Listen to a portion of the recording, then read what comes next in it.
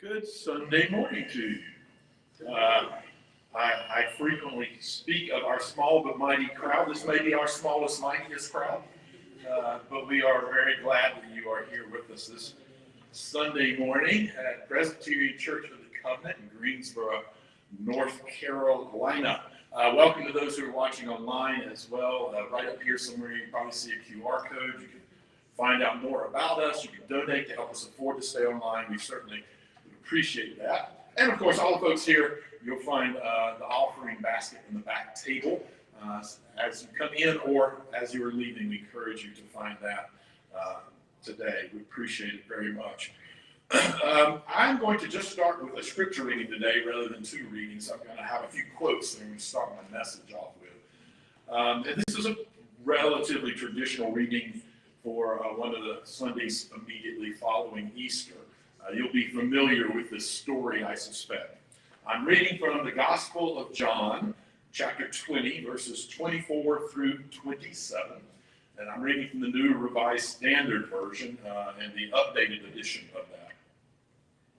Hear now these words. But Thomas, who was called the twin, one of the 12, was not with them when Jesus came. So the other disciples told him, "We have seen the Lord."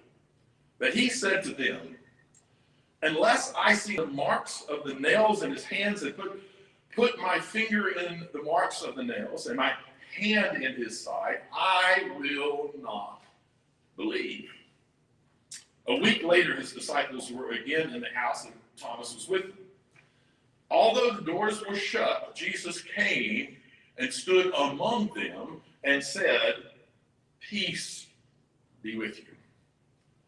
Then he said to Thomas, "Put your finger here and see my hands. Reach out your hand and put it into my side. Do not doubt, but believe." May we add knowledge and understanding to the reading of these words.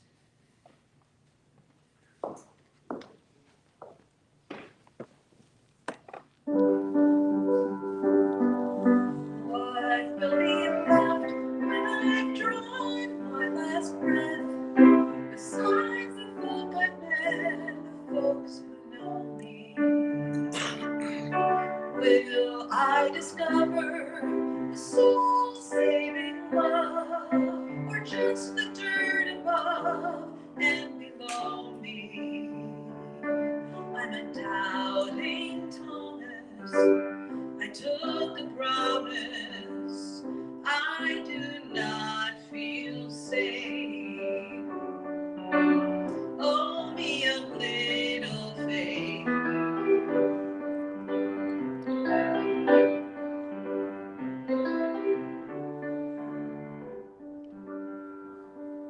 Sometimes I pray for a slap in the face, then I beg to be spared, 'cause I'm a coward.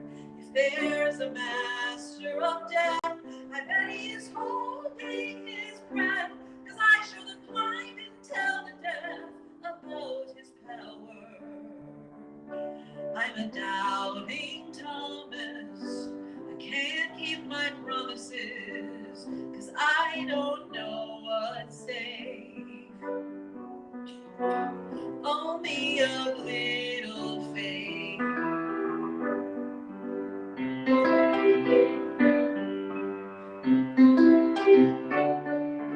Can I be used to help others find truth when I'm scared I might prove that it's a lie? Can I be led down the trail dropping breadcrumbs to prove I'm not ready to die? Please give me time to decipher the signs. Please forgive me for time that I've wasted.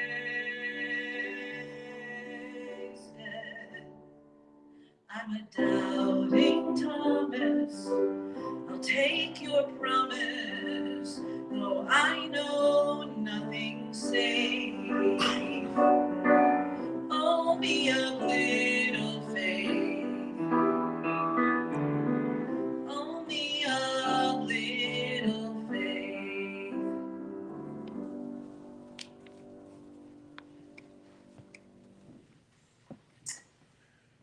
My message this morning is entitled A Rational Faith. So, like I mentioned, I want to start today by sharing several quotes with you. Two are from folks who were believers, and two are from folks who were not. Each of them are folks that I respect. I'm sharing these quotes with you because I believe that they each point to the same core belief that I'm trying to address today. The first is from Blaise Pascal, who once said, "Men never do evil so completely and cheerfully as when they do so from a religious conviction." Martin Luther King Jr. said, "Faith is taking the first step, even when you don't see the whole staircase." Ernest Hemingway said, "All thinking men are atheists." And finally, Mark Twain said, "Faith is believing in that which I know ain't so." So the core belief that I believe these quotes contain is the belief that faith is mostly a mindless pursuit. The belief that faith requires some degree of checking your brain at the door. In other words, it's mostly a not rational thing. But rational may not mean what we colloquially come to believe it means. I'd say that we've been selling rationality short if we think of it as just being a system of inductive proofs, like mathematics. We're selling rationality short if we think of it as a behavior where you start with a certain precept and only build on it very cautiously, only accepting theorems that have been rigorously proven, leaving everything else as conjecture. If you're requiring people who adhere to various faiths to meet that level of rigor, then don't be surprised if they don't pass that test. But the reality is that bar is too high for belief in pretty much any belief system, spiritual or otherwise. Several years ago, I was part of a traveling forum called Common Ground Conversations. It involved an evangelical minister turned atheist and me having conversations about how humanists and progressive Christians actually have more in common than in difference, and how we could become a substantial and influential voting bloc if we could just manage to set the question of deity aside in favor of advancing policies that would make the world a better place. Inevitably, despite our best efforts, during the question and answer portion of the gathering, someone would bring up the question of deity. One such question was something like this: how can an atheist say that they know for sure that God doesn't exist? Well, as my co-host would say, the fact of the matter is most rational atheists would concede that it is true that they don't know that God doesn't exist in quite the same way that they know for a fact that Newton's third law of motion is true, but that they are still perfectly justified in claiming that moniker of atheist. After all, I mean, most of us, for a kind of silly example, don't believe that there's life on the planet Saturn. Microbial maybe, whatever. But the reality is that most of us also don't have any hands-on proof of that. Still, I would venture to guess that not one of us would try to claim that we are agnostic about the concept of life on Saturn. We most likely come down on the side that there is no life on Saturn.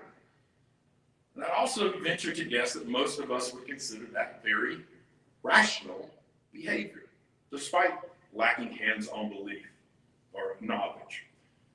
You see, as I hinted when we began, rational belief is not just a system of inductive proof. Rational belief is also theories that you favor based on evidence that you have. I'm going to repeat that. Rational belief is also theories that you favor based on the evidence that you have. It is the reality that you would bet on if you found yourself in a position where you needed to. It includes a lot of beliefs that are more working hypotheses, like the Saturn one, than proofs. Healthy faith can be understood the same way. For some people, their belief system can actually be their best working hypothesis as they delve into questions of morality and creation and humanity and any other number of considerations. It's not that they've arrived at a decision about a faith that they are 100% confident about, as much as it is that the decision is their best hypothesis. And again, like in our Saturn example, for most folks, it would be a bit of a misnomer to claim to be agnostic, even though they aren't 100% certain. A Berkeley law professor, Laura Buchak, is an expert in decision theory and a philosopher of religion. So as an expert in decision theory and a philosopher in religion, she is in a somewhat unique position to look at the question of faith and rationality. She points out that people commonly treat faith as something stronger than belief, as something that maintains despite evidence to the contrary. But Buchak argues that there is a sense in which faith actually goes beyond evidence, but that it doesn't require believing something more strongly than the evidence suggests. Instead, she describes the faith as a commitment to acting as if some claim is true without first needing to examine additional evidence that could potentially impact the claim, like in our example of Saturn. Now, if you understand this perspective, Buchak gives this scenario. This is a quote. If a man has faith that his spouse isn't cheating, this seems to rule out his hiring of a private investigator, opening her mail, or even striking up conversation with the boss to check that she was really working late last night. That is, it rules out conducting an inquiry to verify that the spouse isn't cheating. If he does any of those things, then she can rightfully complain that he doesn't have faith in her. End quote. The reality is that even if he couldn't be 100% sure that she'd been faithful, he still should have enough evidence to rationally have faith in her. To further confront the fable of faith being completely irrational, she brings up the so-called doubting Thomas story that we read today. As many of you know, I call him Inquisitive Thomas.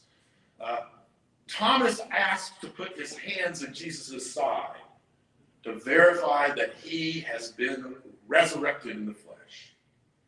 Now, traditionally, that story is used to sort of indicate that Thomas lacks faith. And in that way of understanding the story, it's basically trying to teach that faith requires a willingness to act as if something is true, while also refraining from gathering evidence for the purpose of checking whether it's true, even if you are no longer certain that it's true. But honestly, I mean, who in their right mind would agree to living life that way? I mean, when you are uncertain of something, isn't it always better, not to mention more interesting, to have more evidence rather than less evidence? Pulling from her work in decision theory, rational choice theory, and even mathematical determination, Buchak comes to the conclusion that yes, indeed, faith can be rational. She says that for faith to be rational, a basic precondition first needs to be met. It must be the case that you think a claim is sufficiently likely and the actions it supports sufficiently beneficial that the expected utility of acting on that claim outweighs the expected utility of not doing so. I'll say that one more time, a little more slowly. It must be the case, she says, that you think that a claim is sufficiently likely and the action it supports sufficiently beneficial that the expected utility or use of the act on the claim outweighs the expected utility of not doing so.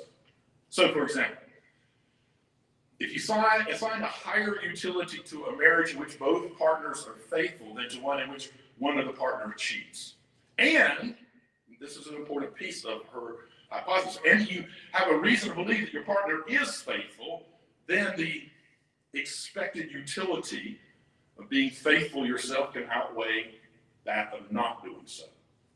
Now, believe it or not, Buchach's arguments for how faith can be rational get even more difficult to follow than those points. But the conclusions aren't that difficult to summarize.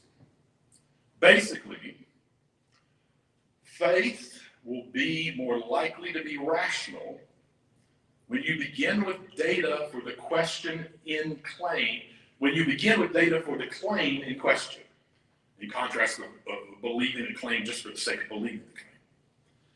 And almost counterintuitively, if you begin from an informed position, making decisions based on faith is actually a more rational approach when the costs to examining further evidence are high.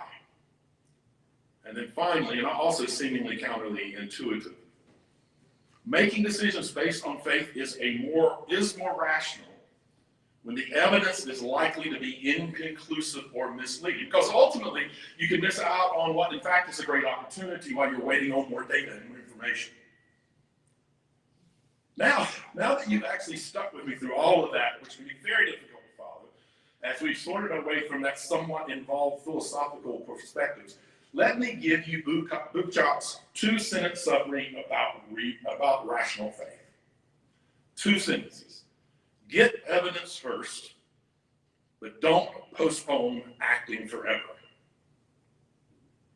As the quotes that I began with seem to indicate, the way that religious faith is sometimes talked about in larger cultural conversations can be harmful to everyone who's trying to find out the truth in religious matters and how they should live their lives. There's this naive idea that faith requires believing against evidence or in the absence of evidence. When that idea is adopted by more extreme atheists, it can allow them to dismiss all religious faith as irrational by definition, without even considering what the evidence for a particular religion claims. And when this idea is adopted by religious people, it can allow them to think that believing against the evidence is a virtue, which is harmful to the pursuit of truth. It also can be actually psychologically harmful to try to believe something you think you don't have evidence for. So in the end, none of us have proof one way or the other, but we do have our ability to think and to react rationally. And part of that is being willing to react in the direction or another, in one direction or another, even when we may not have all the evidence that might be out there. And it is, in its own way, that's the choice of doing so, much like believing Saturday, it's actually a very rational choice. In the end, we all need a little more compassion. We all need a little more humility, whether it comes from a place of humanism or faith or both. It's much less important where it comes from than the actual extending it to one another. So in my book, it also happens to be one of the more rational things we can do to extend a little compassion and a little humility to folks, no matter what their belief systems or how they got there.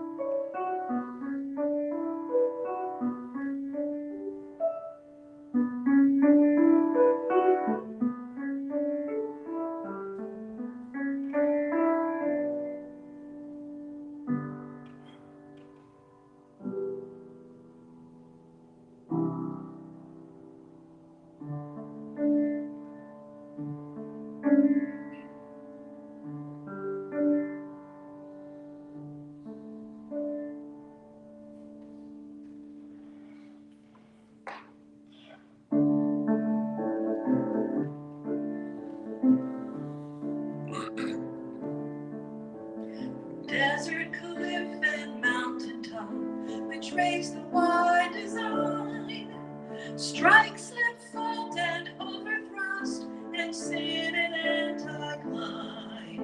We gave upon creation where erosion makes it known, and count the countless aeons in the bending of the stone.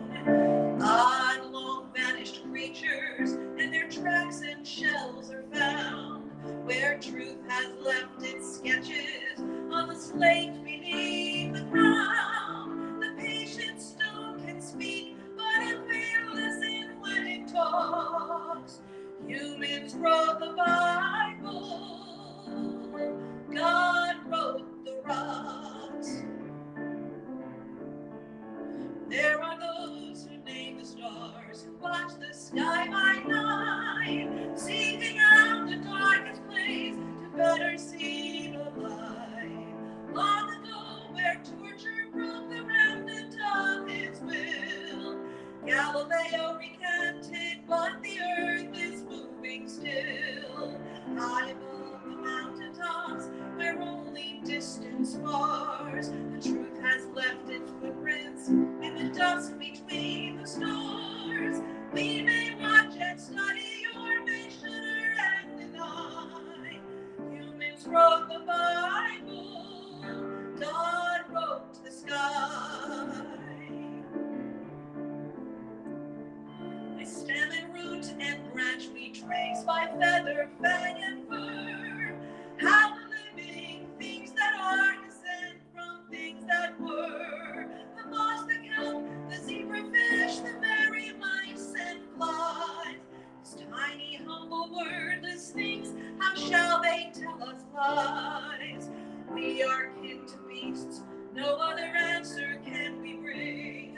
The truth has left its fingerprints on every living thing. Remember, should you have to choose between them in the strife, humans wrote the Bible, God wrote life. And we who listen to the stars or walk the dusty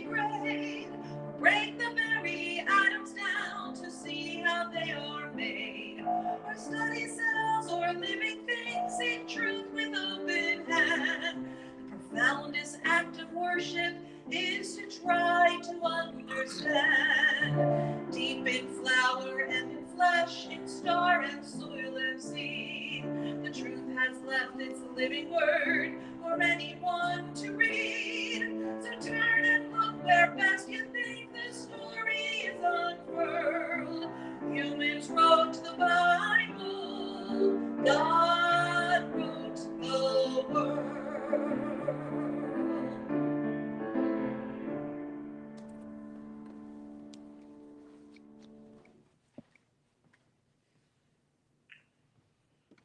Let's take a moment to turn inward in a moment of prayer or meditation. Please bow your heads with me. Easy is good, or so we've been taught. We recognize that at times we even come to like an easy faith, a blind, thoughtless faith. We like to believe what we believe because we believe it. It's easy, which feels good. There's a certain blessed assurance that it seems to carry until we see the hate and discrimination and division and violence that kind of faith can bring.